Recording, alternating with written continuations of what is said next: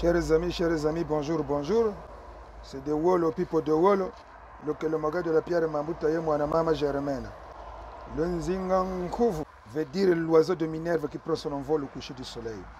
Donc, avant le coucher du soleil, Nazo a apporté une petite précision au sujet de Matondo national Oyo Ayiko Bimisilabiso. Babot, il y a façon croco. Oui, le bababot, il y a simili. Oyembi Nzembo. Nzembo wana, tu n'as fait que du plagiat. Je vais t'apporter une précision.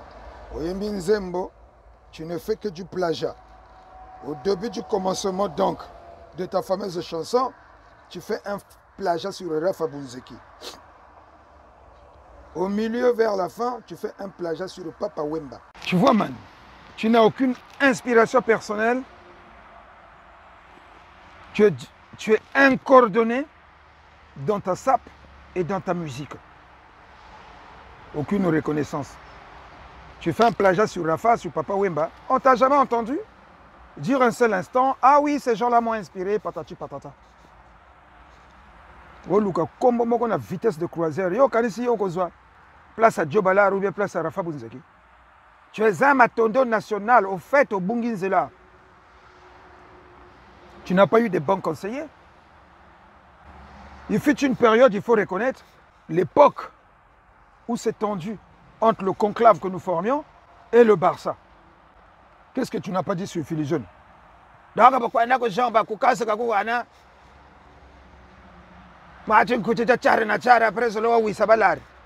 Toi-même, en ce net moment-là, qui t'approvisionne? C'est pas Jean Bakoukas? Ngaya. Un tintin terroriste de la SAP.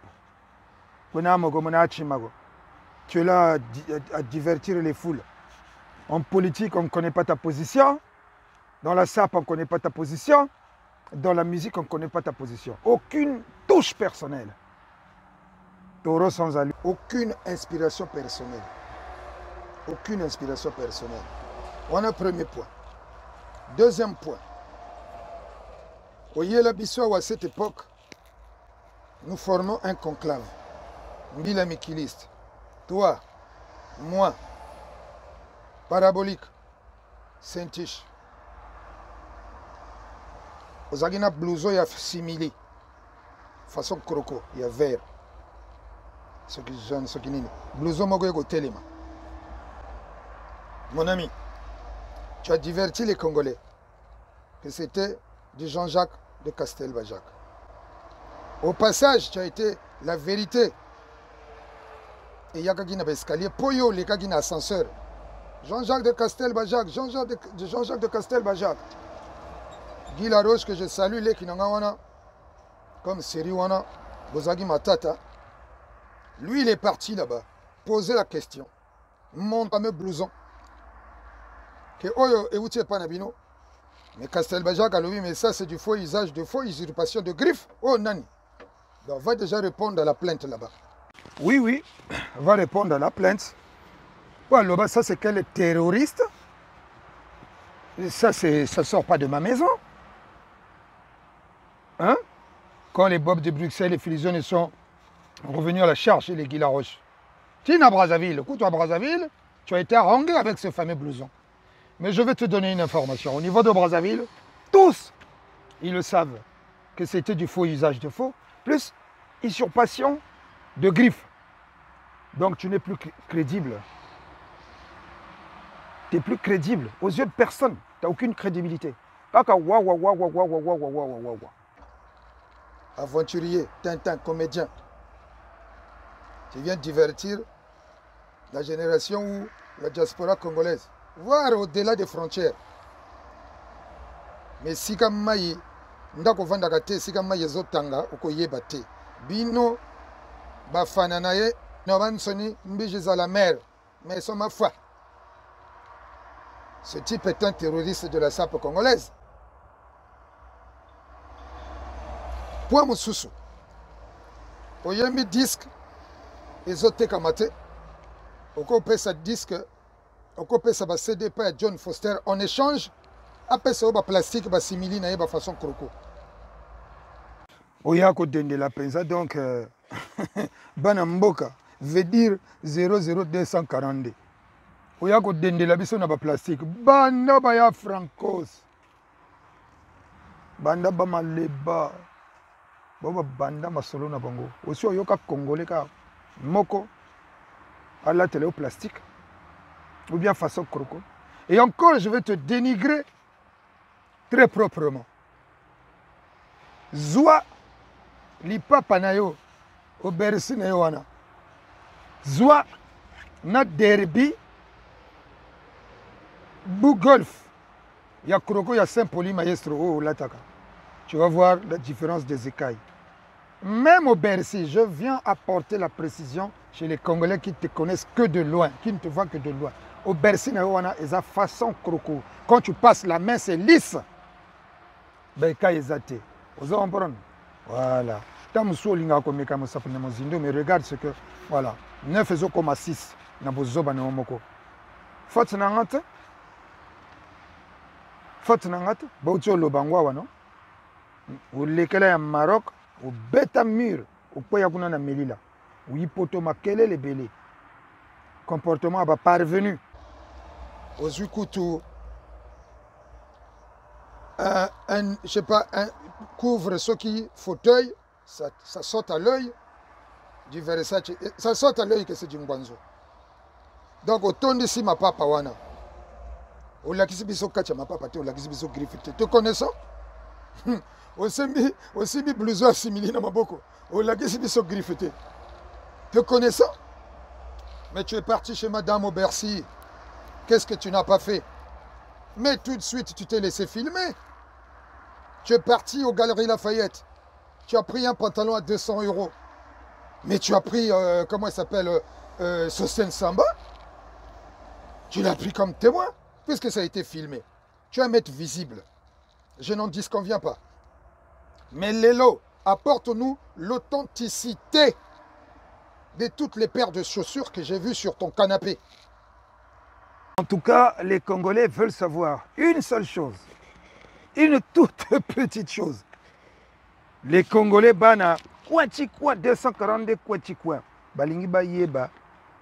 Boche na yo wana nani. Parce que autour de toi, il y a des tops. Balobi, Aseka Dio Balaro. Et bien que, à Betsiang, on a Sénégal. Bamsou Balobi, oh. Mais wana made in Congo te. Mais ma source sûre est l'obité a échangé en contre disque na pour John Foster à Monique à Konginda. Zoka John Foster a ébaki na été que Congolais ceux qui ont provoqué yé Congolais qui ont médecin au paiement. Donc yende muta fournir rien de façon croco façon donc simili yango on a zola qui s'akatite. Et là c'est autour de toi que ça se dit. Tu as compris?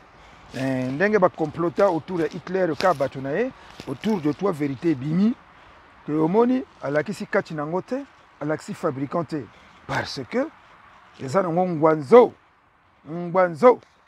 ambwa bonga wa des chaussures qui n'ont ni tête ni queue. Tu regardes la gueule de la chaussure, on dirait un vampire.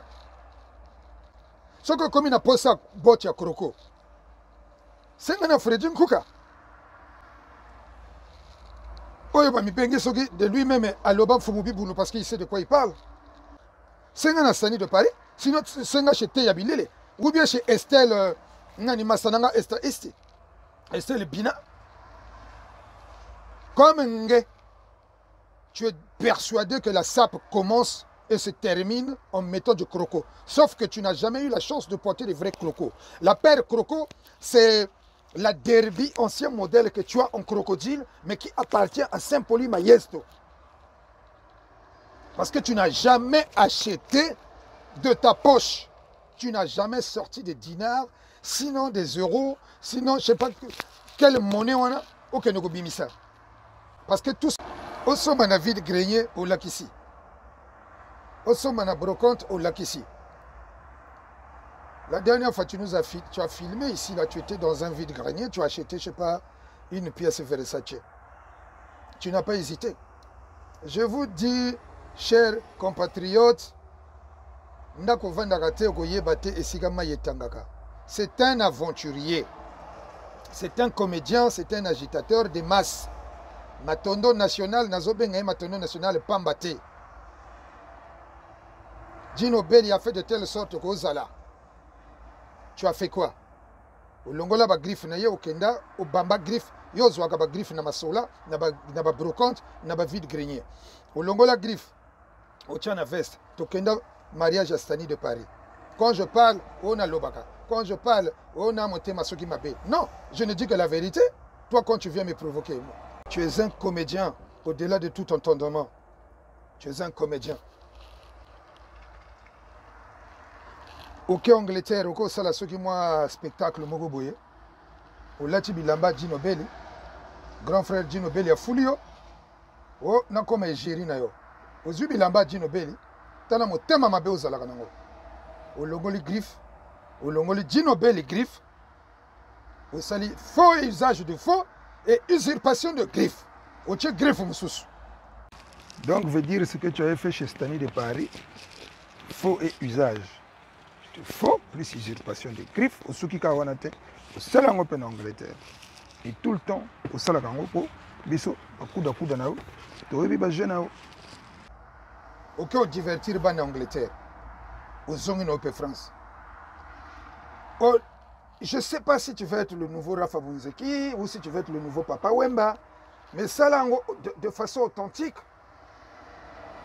quand tu as un magasin, Somba Penza solo. Où tu t'étais, après on t'apprécie dans le silence. Tu viens forcer la main, tu forces la destinée, tu forces le destin. Aux autres l'année n'est pas yemba nzembo à ces soirées-là, il y a Claude François. Bazebi, chinois, comme pimpa. Tango là, tu as bilamba na ba chaîne. Na ba soki ba saran. Tu t'es inspiré de Claude François. Mon colonie no goya ko le banabiso que grand prêtre Claude François, merci de m'avoir inspiré. Tu n'as jamais fait la sape congolaise. Tu es loin de réaliser la vraie sape congolaise. Tu es un terroriste de la sape. Je vais apporter ma précision. Tu es terroriste de la sape congolaise. Après, au-delà des frontières, je ne sais pas.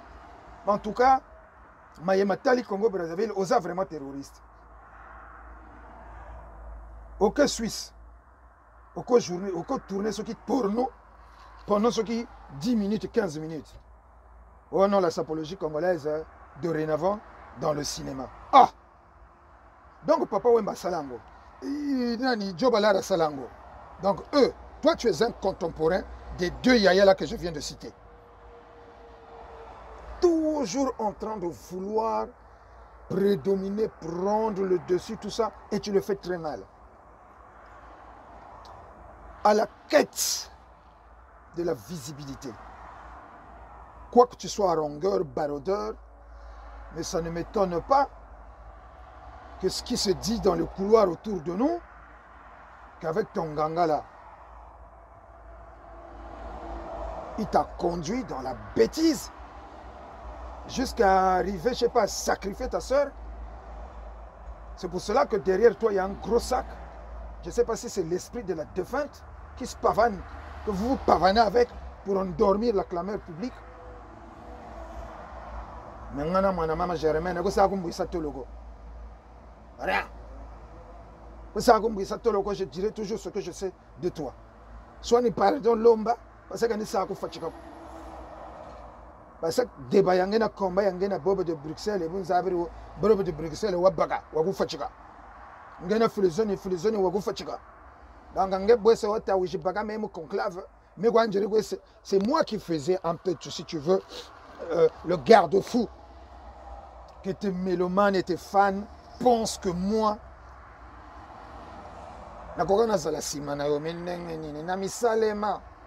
l'oiseau de Minerve qui prend son envol au coucher du soleil. Tu savais de quel bois je chauffais. Il y a tout ça la conclave. Mais le long à l'obi boyosa, faux sapeur. Tu es un comédien de la sape. Tu es un aventurier. Tu es un agitateur. Tu es vraiment un agitateur. Ce qui hier, Nandimayo, Hier, hier, lelo, lelo. Ozomona. Ce combat, ils ont quitté Mama Kassi, Bob de Bruxelles, Félicioni. Donc il fallait brouiller les pistes et tout. En temps normal, le temps que vous avez bien, on a que Bob de Bruxelles, il y a des pièces, ils ont justifié, ils ont la qui ça. Mais il y a ce que brocante, il y a que là, il s'est battu pour lui. Et qui m'a thème à ma baie, il y a qui le couillon, qui leadership, et ça, il faut respecter les gens. Ngana okutu bagera santula wana boloba wana ngakutu donc la bataille d'Ambouila ezanga les nzinga nguvu l'homme qui a mis à genoux tous les conquistadores qui sont venus envahir le royaume au Congo. Voilà. Mais si on va déterrer la hache de guerre, le tomahawk, ok, Ango. Donc, les loyaux connaissent un job à l'arène, c'est ça quoi. Mais n'importe quoi. Et puis, dans la question de Smalto, tu passes par des tiers, ou Smalto, ça fait 2 ans, 3 ans qu'il a. Mais au moins c'est authentique. Et ça a 2 ans, 3 ans, au moins c'est authentique. Mais l'Oba n'a pas que, tant que moment on a le pipo, il y a un poteau depuis 2000, il y a un 2008, 2007, et le pipo donc, à Somba Weston à Vonga, El Pipo, à Yoka Elingia Poto à Vonga, El Pipo a subir l'hiver à Vonga, El Pipo alia Camembert à Vonga, De Oro alia fromage râpé à Vonga, faut leur dire. Faut leur dire que El Pipo a Kenda va fait à Paris à Vonga, El Pipo a Somba Bot à Weston à Vonga, à Somba Boucle à Vonga, à Somba Golf à Vonga, à Somba, comment s'appelle ça, Alden à Vonga, faut le bagana bango. Oza mwana, oza makele le belé, tu sengi authenticité ya ma papa na yo. Ma papa ou la qui s'est belé na salon, tu sengi authenticité. Voilà. Au fin Ahmed Yala ndogowe, bisalu atakorogo ya chari na chari. Tu es tombé dans ton propre piège. Le loata, simili, façon croco. Autant de choses on pas parole ça tourne yo. Mais yo zo la qui sabilamba te parce que bazete bango basomba kabilo ba 20 000 €. Au ganga ay nana ko somba li papa 20 000 €. Wana mutuku tu ezo tourner nga. Après tu viens divertir les Congolais. Ozana we lokote ko na bumago. Tu es un agitateur, tu es un Tintin. Tu es un Tintin. Na milieu à Congolais ou l'équipe Moutouté. Zela commande na on a de la poney. Bon là tababi la manayo Claude François wana. Au sein de l'ango rodéo hein, de façon que tu ressembles à Tex Willer, Zambla, Captain Swing. Ba batanga ba aventure ba yebi. Ba yebi ba chinois comme pimpa. Voilà. Oza aventurer ko tikalaga aventurer. Ba fan na yo, ba mbisi à la mer. Mais c'est ma foi. Voilà, ce quoi vrai. La qui de son authenticité à ma papa na yo. O seka ma papa Ahmed Yala, o seka bilamba na ye, yo moko kwei kaka na propre piège na yo. Aventurier. Moto pamba. Ambe bu bataga. Wamana benga benga. Shimba kola. Butala mamba, talampe fufu. Tala mamba, tala fufu. Et toi, quand tu viens divertir les gens, tu ne fais pas attention. Le lendemain, tout ce que tu dis, ça peut encore te porter préjudice. Donc, tu seras condamné par la cour pénale de la SAP. Bateau, tout. Ce prétendant, juge, procureur. SAP. Vraiment, na pesibino prisonnier na bino matondo national. Boki pe kanaye. Bonitabo en kasugulu echa.